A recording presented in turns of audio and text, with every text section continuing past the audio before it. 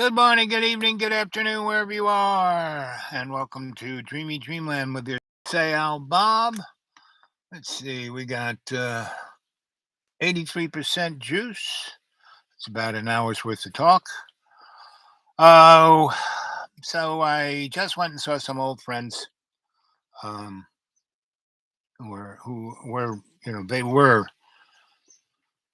the foundation of the community around here, and they've been bought out by the rich people, and things are changing, right? And as I was telling someone a story about New York, I was a dude of New York, and I left in '88 and didn't go back to visit till 2011, and everything had changed but stayed the same. And that's where we are today. We have the greatest potential to be whatever we want to be. Individually, you are the decider. So, decide. I've talked to a lot of young folk in the last few days. They're all going to college and all doing this stuff, and it's nothing that they want to do. They're not even studying what they want to study.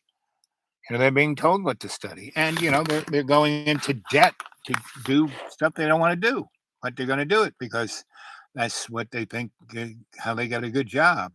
They've been told that, and the politics is Jimmy Dore had this thing where this guy was going on about what was going on with the new Build Better, the inflation restriction, whatever they want to call the stupid laws. Basically, all laws are just there for rich people to make more money, and you know, and they can, both sides will go, oh, that's terrible, oh, that's good, oh, that's this and that's that, and it'll be whatever is scripted until you, the folks out there, decide what you want to go on. If you're going to let these morons tell you what to do, you're going to end up in a box. You're being the sides are the circle is being squared. And that box you're in is going to be that bathtub that Neo woke up, in gooey stuff, naked without a single hair on his body, looking a lot like Johnny Boy, the canary in the coal mine. You know, just look at his videos. I mean, that's the brilliance of Johnny Boy, is that his videos are the physical representation of what's going on with the human race. Want to know what's going on there? Just go to John Birmingham's channel. That is the human race. At this time in the moment, that's John. 1,000 years from now, John Birmingham's, videos are going to be shown as, um, you know, this is, this is, it'll be art, my stuff, I've always been, I have been art, that's my name, Art. Just call me, forget Al Bob. I'm Art from here on in. And I'm out in the deep green. I'm in my neighbor's driveway, hanging off the tree, getting the Wi-Fi.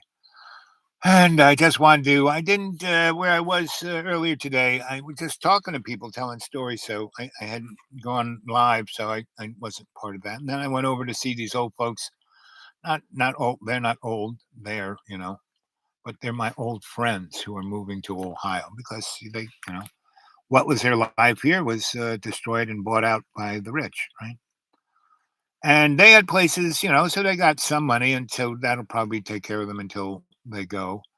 Um, you know, Basically, what's happening with me, God is, totally in control. I don't even have my hand on the steering wheel anymore. Since 2014, I let myself go.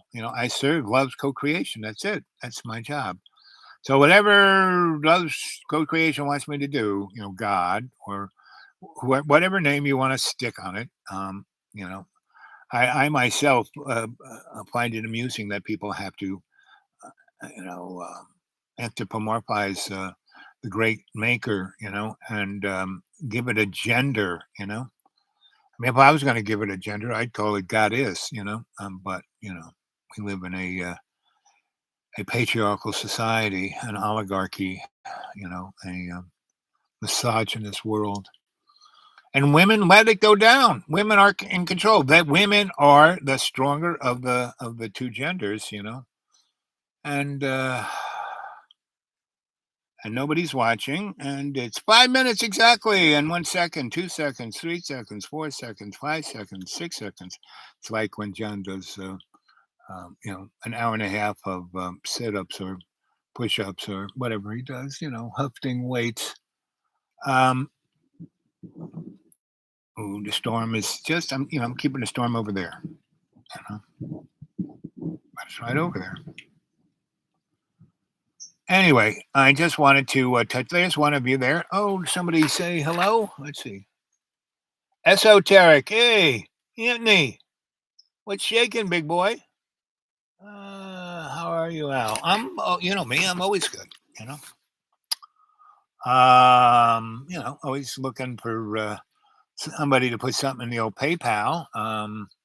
And want to get a hold of me, that's the dude awake 42 at Gmail, dude awake 42 at Gmail.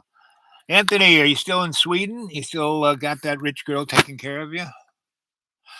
When I was in my 20s, I had older women always taking care of me, and older, powerful women. The lady who started children's television workshop, the guys who did, she was the person who brought forth, Sesame Street and Electric Company and a whole bunch of others. What was her name? It'll pop into my mind. But, she got me to wire her TV studio, and I ended up wiring Nancy Barber. That was it. And she was, daddy left her a bunch of money, and she did, she started children's television workshop, and Hallie, when I was 17, this girl was the daughter of a duke. She grew up in India. Her father was a astronomer. So she hung out with all of the OGs of the, Indian religion, all the uh, Hindus and all the Sikhs and all the um, great scholars of Islam, right? So this girl was a fund of, and we were the first Harold and Maude. She was 70 something and I was 17. Man, every time we, knocked boots, that girl had more moves. She was the one who taught me the Kama Sutra. But she was a hoot, and I loved it when we go out. We go dancing. I was wiring all these clubs, and we would go dancing, and she could outdance anybody. And so don't judge any by a book by its cover, right? And some people used to really, how dare you do that? Not in New York City, but I remember one time we took a little road trip. She liked road trips, and she had a motorcycle. She wanted to go on a motorcycle. She's 70 something years old. She wanted to drive, and I would be her bitch on the back. And I had a girlfriend like that, Norma.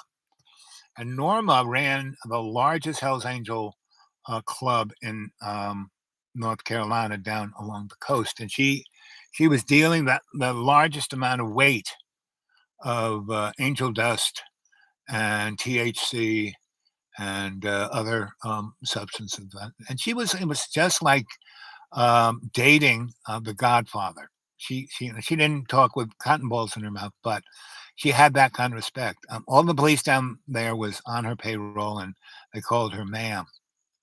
And she was in her 50s, and she was unbelievably hot. There wasn't an ounce of fat on that girl, and she rode a motorcycle better than any guy. She kicked the crap out of, how I met her. This is when I was a newspaper photographer for High Point Enterprise, and we were going to, what is the name of that place? It was called Diamond T. Washington's. It was a titty bar slash steakhouse slash brothel slash discotheque slash tattoo parlor right near where the big army base in North Carolina starts with F, not just Fort Fort something, starts Fort something with an F. So we were trying to find that place, and we were coming from High Point. We got lost in the flatlands, and we were out in the middle of just high cotton and tobacco, and it was like being back in 1840, and sharecroppers everywhere, and I couldn't find a gas station or anything to figure out where the heck we were, and we stopped. We went by this bar, and it had like hundreds of you know motorcycles in front. And I said, "Let's stop here." And he goes, "Oh, we can't." I said, "No, let's. Do you know where we are?" No. So I'm going to walk in and ask for directions. And he stops, and you know, he basically he doesn't want to walk in. He's scared, and he's a reporter. And he was he was like 12 years older than I was. I was like 20, maybe 19, somewhere around there. And you know, I went into this bar, and it was darker than night, darker than midnight. And the only thing illuminated was the neon beer signs and the lights over the pool tables. There was no other light, right? And some lights in the glass refrigerators that had the beer in it, right? But otherwise, and there was one light overhead where the cash register slash beer taps were. And I walked in, and I got blue eyes, and my eyes never, my eyes are always dilated. I always look like I'm stoned. And I basically went in, and I couldn't see anything. And I bumped into this guy, and he scratched, and he was about to hit me in the head with a pool cue. I mean, these are all Hell's Angels guys. And I came in with, 19-year-old, white shirt, little black tie, little, black skinny legged pants and black shoes, a newspaper photographer in the 1960s look. And anyway, I didn't say anything. And this guy's about to just, plant me in the ground. And I just heard a whoosh through the air and a smash and crash and boom and bash. And then this very amazing, like she was like Wonder Woman. She was wearing a t-shirt with no bra, and she had double D's, and they were firm, and her nipples were turgid. She was excited. And she just grabbed a hold of me and kind of by the tie pulled me real close to her face. She goes, "I like you." And then she turned to him and said, "No one touch them. He's mine." And they all said, "Yes, ma'am." And then I heard the horn honking, and the guy was out there, and I had the car keys, and his car was being surrounded by other gang members, and she went up and said, "Don't touch him. Just leave him there. Don't let him get out of the car. And don't let him leave." And so I went back, and Norma introduced herself. I introduced myself. She goes, "Well, what are you boys doing here?" I said, "Well, he's a reporter. I'm a newspaper photographer." She said, "Oh, you're a photographer. Take some pictures of me." I said, "Sure." You know, I reached for my Nikon, click, click, click. She took me into her back room, took her clothes off, click, click, click. She goes, "Now you better come back with the pictures of that." I said, "Norma, you know I'm going to come back." And she goes, "You're my bitch." I said, "I'm going to love being your bitch." And so, so I have a lot of experience as a young man with older women. And so we had quite the affair to remember. And then we stayed buds, right? So because I didn't keep that job for more than 4 months. So the 4 months she would, I would go visit her. She wouldn't come into, High Point was like not someplace the powers that be wanted her to be in. So she had her little realm, and she stayed there and owned the police there. And anyway, but the word got around that I was Norma's bitch all through North Carolina. Said nobody touched me. And no policeman touched me, no gang guy, nobody touched me. It's quite nice to be, you know, the property of the godmother. So for those 4 months, we had a really sweet time, and then I moved on and went to Duke and had another, and stumbled into a sorority. The sorority girls picked me up, and the sorority mom, who was the head research librarian at Duke, really, you know, I caught her fancy, and she too was in her 50s and really kept in shape, and you know, so she facilitated my ability to stay at Duke. She got me a research pass to go into the research library, which is where they had all the really great old books that nobody could read except researchers. And she got me a carol that she loved coming up there.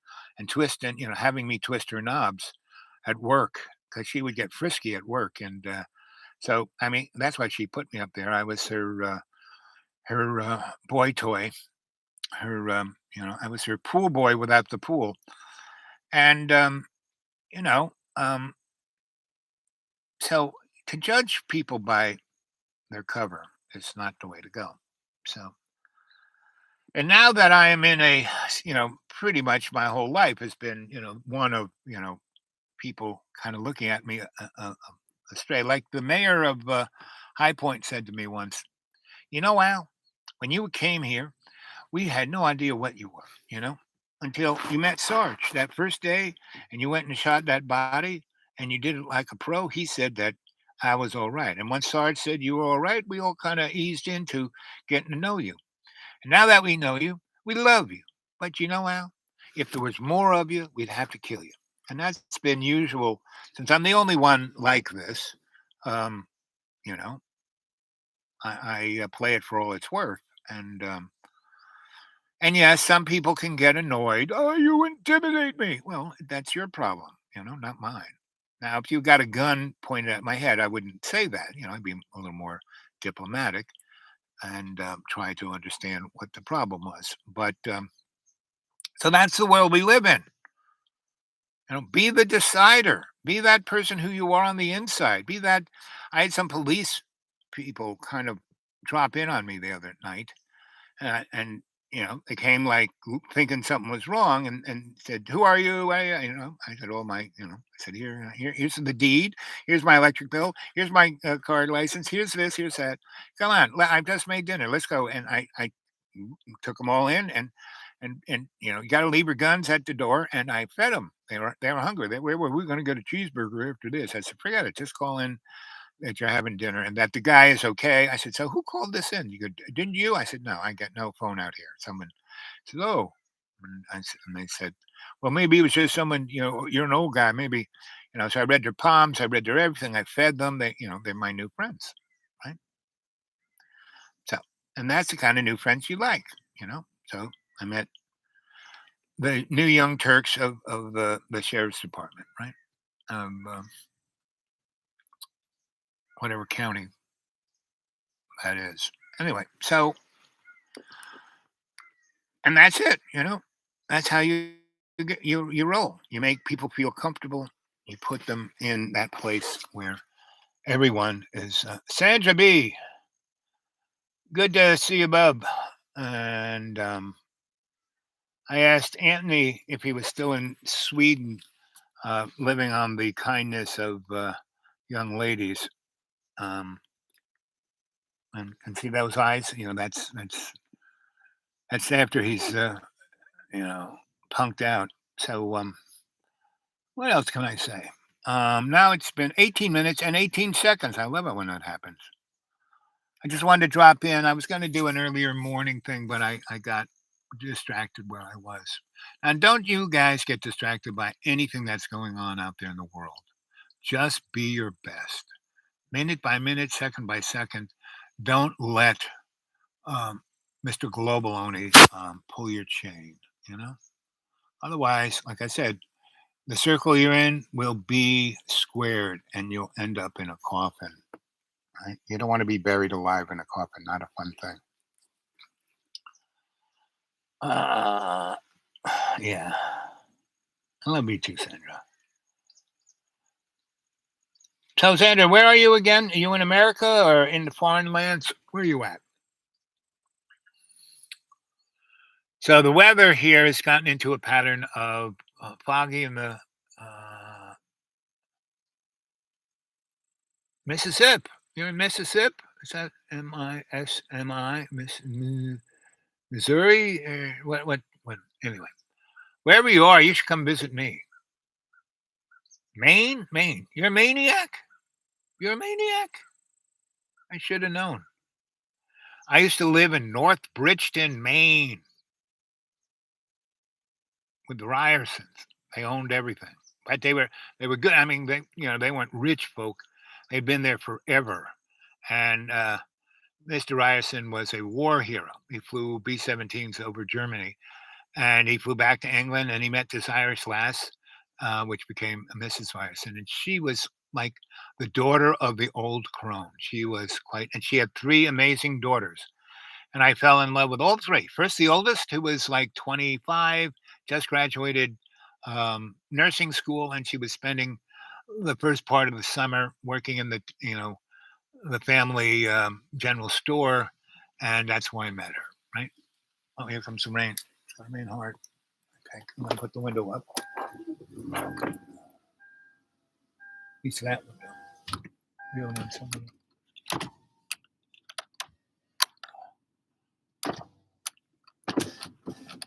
I'll leave that open a little bit. Anyway, and then she went off and basically became an, she was a nurse, and then she got her nursing job in Boston and went off to that. And then the middle one, she took that girl's spot, and she um, was a wild girl goose, and so she was just working in the store to make some money. She was going to jump in a car and drive over to California and see what was going to go on in California. And she left in 2 weeks, and then the last was the youngest, Teresa, and she was my age, and we fell in love, and that was my first true love. I had other girlfriends, primary school. I had three: Kim Romano, Deb Soul, and Susan and Lisa Stiles, and they were like my sisters with benefits. Because when we hit about seventh grade, they wanted to experiment with sex, and well, we love you, and you're like a brother, and we should have sex with you because we trust you. You won't screw us. So that was the healthiest way to do. If you read the book The Harriet Experiment, it's like my crew was like the Harriet Experiment, right? And but that wasn't true love. It was like Plato called platonic love with benefits, right? And so, and my guy, so we had the crew. There was four girls and five guys. Four other friends of mine, male friends, and me, right? And so we all loved each other deep, deep, deep. I mean, I love those guys as much as I love those girls, except we were guys, and but we loved each other. Especially my friend Buzzy. He was my oldest, deepest, amazing friend, and I would give I did many a time, stepped in harm's way to protect him, right? And now I can navigate that. Like, he went to Duke, and when I left High Point, I went to Duke and hooked up with the house mother, who was a librarian, and then met this research girl who became my it girl, and she was working on the Super Social program, Hail Hydra, Captain America, and I had in New York been part of the Theosophical Society and the U.S. Psychotronic Society and the ISIS Foundation, and I'd been playing around with Tesla and Gurdjieff and Ouspensky and Rudolf Steiner and Wilhelm Reich's works, right? And I made esoteric apparatus, right? And so once this girl I met in the library, she was in the research carol too, and she, when you have a research carol, you got your like little box where you got a desk, a roll up desk, and you can keep books on your shelves that people can't take, and behind you usually, I don't know if you ever seen pictures of big libraries. They leave big long tables with lights on them, right? And what that is so when you're doing research, you put out books that you're doing research from. You keep them open where your quote is, and so you don't have to keep turning the pages, and you just leave them there. And every carol had about 20 feet of this table with lights on it, and I was writing something deep in thought, and I had a Corolla typewriter, and click, click, click, click, click, click, click. I mean, you really heard me when I was typing on that Corolla. And in front of me was bookcases. Behind me was this big window. And then a shadow kind of went across me, and I turned around, and there was this girl in this very flowery, thin dress. And she was up on all fours on the table like a dog looking at the books, right? because she was short, so she couldn't, she got up on the table so she could like look at the books, and the window was behind her, and it shone right up her dress, all right, and she had the nicest set you'd ever want to see, and she had no underwear on, no brassiere, no underpants, just this very flimsy short skirt that was like halfway between her knee and her thigh, and she was on all fours, and I was looking straight down her bodice, right out the back of her dress, and what the view that was, and I'm looking at it, and then she looks up at me and smiles, and I'm sure she knew what view I had, and she goes, "You're reading these books?" I said, "Yes." And she said, "You can read Latin and Greek?" I said, "Yeah, kinda, yeah, yeah, yeah, yeah."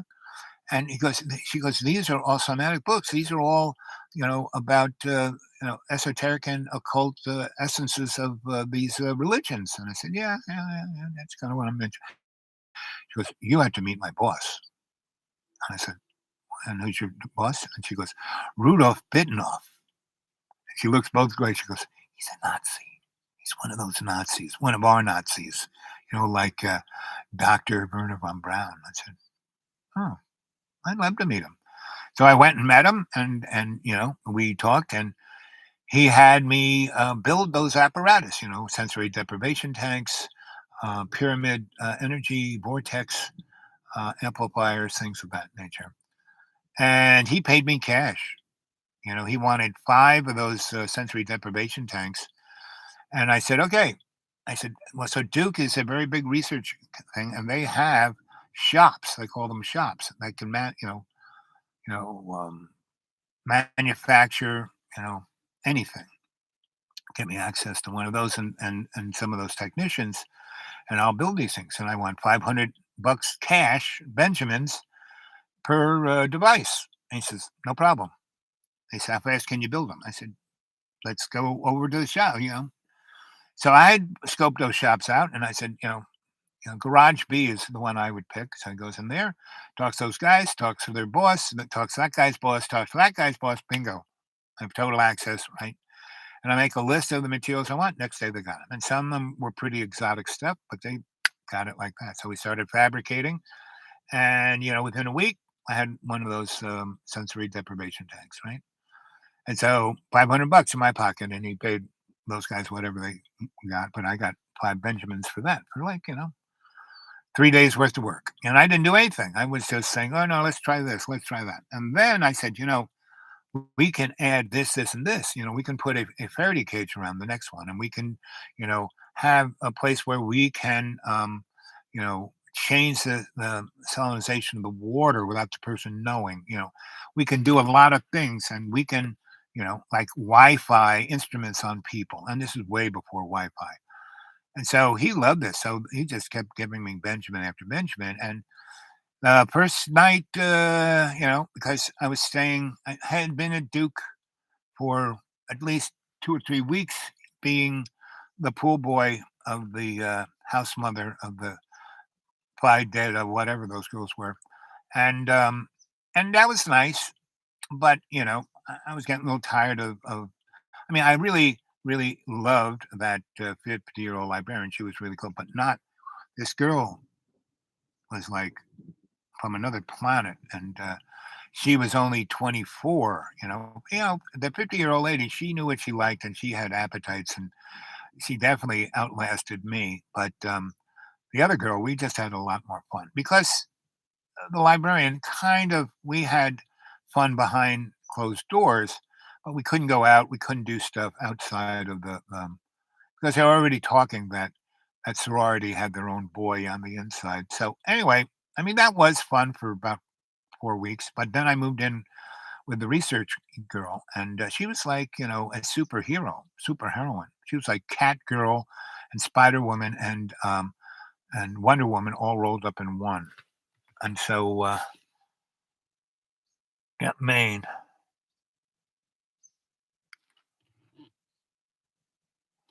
Oh, Sandra, I can't read it when they turn it gray to the point I can't even read what you say, Sandra. So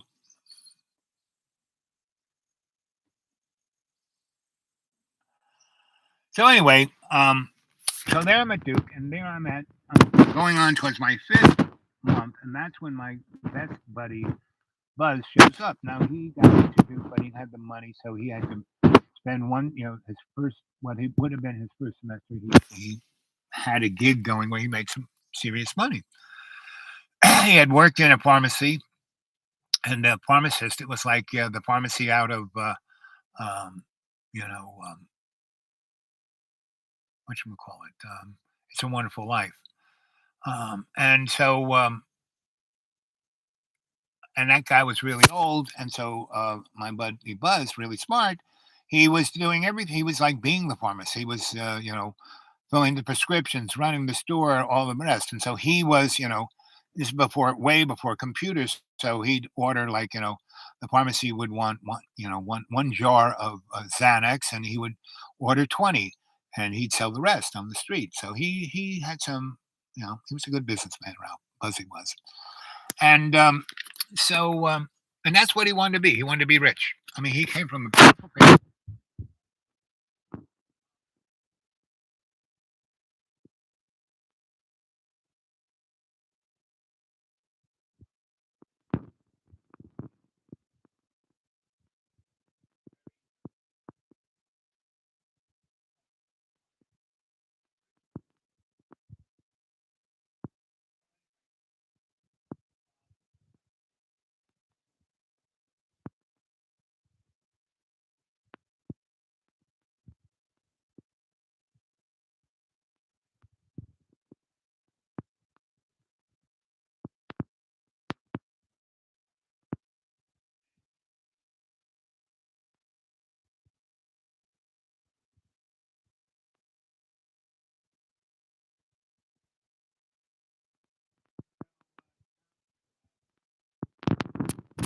And so a I'm wired into this sorority. So the fraternity, my buddies who are in, they become best, and we have these wild, the toga parties of Animal House were nothing like what we did at Duke.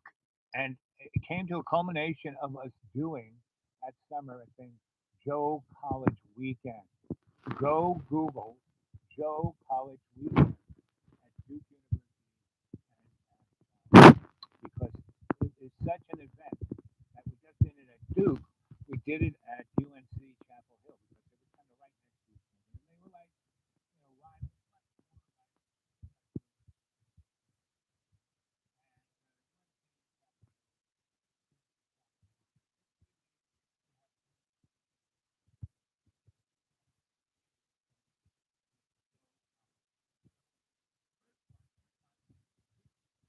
And he was a road manager of this thing. And it was a Grateful Dead, the Almond Brothers, Jimi Hendrix, and I think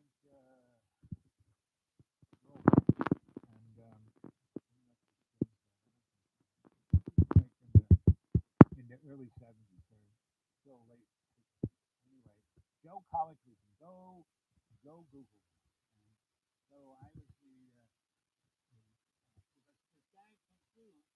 like about